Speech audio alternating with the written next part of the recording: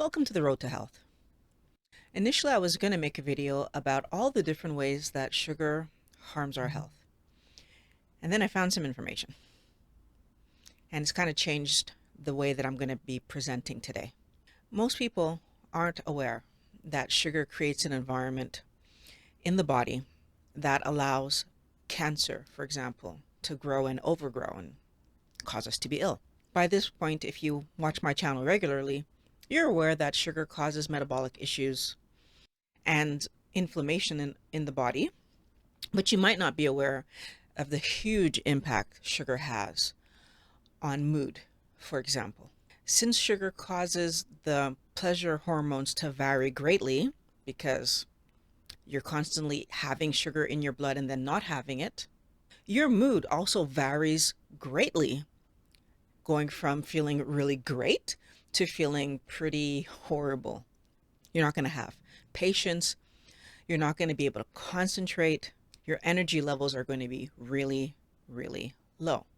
And while doing the research for this video, I absolutely expected to remind you that fructose has been implicated in non-alcoholic fatty liver disease. So basically, that's people who don't drink alcohol, but end up with a fatty liver anyway. But what I wasn't prepared for was finding out that there's actually another sugar that we are probably all eating. I'm going to say every kid, at least I know, is having this sugar that also seems to be contributing to non-alcoholic fatty liver disease. So I want to take a moment to point out something that's really frustrating to me. Like, obviously, alcohol. We are made aware that it's toxic to us. We are made aware that it's metabolized in the liver and that it causes fatty liver, and that if you continue to drink, you are going to damage your liver and basically you're going to harm your health. I was recently told by a viewer that part of the reason when we drink, we end up intoxicated is because of the impact alcohol has in the brain. So it makes it to the brain and it's metabolized partially in the brain. We know it impacts the pleasure centers of the brain as well. And therefore, we live that tipsy to even more than tipsy reaction that we have. And by living that reaction, we actually can tell that something's happening. So we're warned by society, we're warned by our parents, we're warned by a bunch of, and then we feel it ourselves. Oh, this thing I just drank is having a huge impact on me. So fructose is completely metabolized in the liver, which is why it's causing fatty liver disease. Fructose is the sugar that's found in plants. And the point that the viewer was trying to make to me is that when you eat fructose, you don't have a mind reaction. So there's nothing happening in your head for you to say, oh no, this is bad. All the reaction is happening in your liver. There's no way for us to truly see the problem until we're living the results of the problem. Now, there are two other simple sugars, monosaccharides, glucose and galactose. I just want to talk about those quickly because we eat these on a regular basis. Glucose is the sugar that our body is able to make. We don't actually need to eat any glucose. Our body makes all of the glucose that we need. Galactose, on the other hand, we don't make it. So the only way for us to get it is to eat it. Same like fructose. What I found out was that galactose is 90% metabolized by the liver.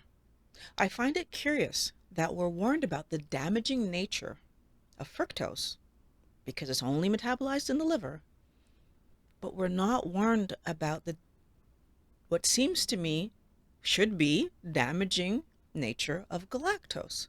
I also find it interesting that the way we're warned about fructose is because of that pesky high fructose corn syrup. But what's ignored is the fact that high fructose corn syrup can be anywhere from 42% fructose all the way up to 55% fructose. But do you know how much fructose is in table sugar? 50% table sugar is actually half glucose, half fructose. It's called sucrose. Yet somehow, high fructose corn syrup is the cause of fatty liver, not table sugar. Now, when we join a glucose molecule with a galactose molecule, guess what we get? Lactose. That's the sugar found in dairy. And that's what caused my huge frustration yesterday when I was researching for this video.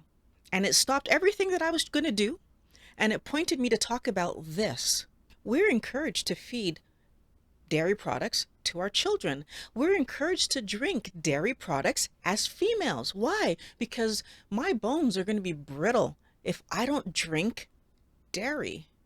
Yet nobody is telling us that it's only metabolized by the liver, that possibly galactose would create the story where I might have non-alcoholic fatty liver disease later in life. Why is this not a conversation? 90% of galactose is metabolized in the liver. Do you remember where we heard that number before when we were talking about alcohol?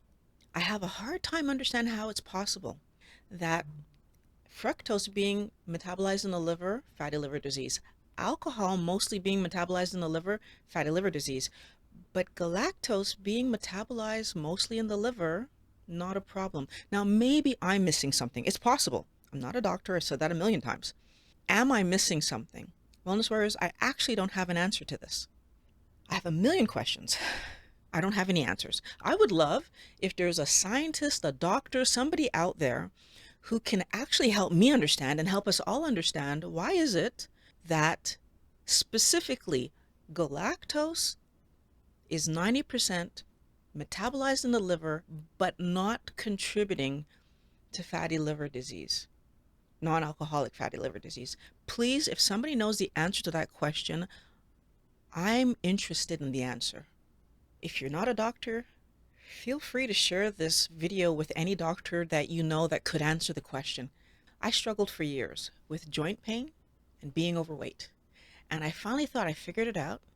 You can watch that video there where I talk about it. And now I'm again being faced with all of these questions. And I'm really wondering if all the dairy that I've been letting myself eat is the real reason that I'm still struggling with weight around the midsection. We're going to figure it out. Make sure you subscribe so you hear the answer to these questions.